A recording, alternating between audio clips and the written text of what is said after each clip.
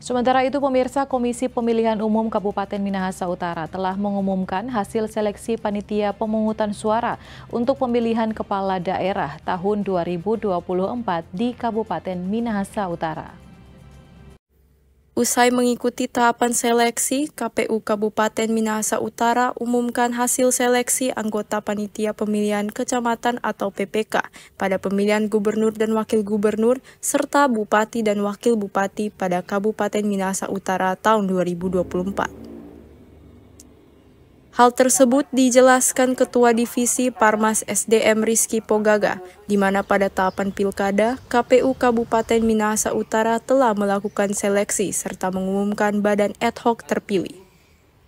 Pogaga juga menjelaskan bahwa pihaknya akan melakukan pelantikan PPK terpilih pada Kamis 16 Mei 2024.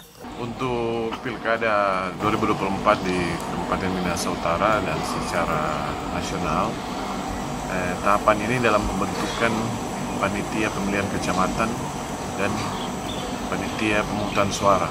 Badan ad hocnya KPU dalam hal ini sudah melalui proses seleksi dan sampai saat ini sudah diumumkan untuk PPK yang 5 besar terpilih dan calon pengganti antar waktu sudah diumumkan di media sosial KPU Kabupaten Minahasa Utara.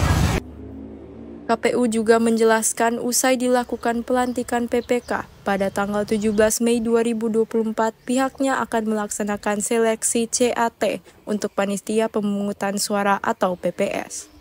Dari Minahasa Utara, Brian Umbo melaporkan untuk Kawanua TV.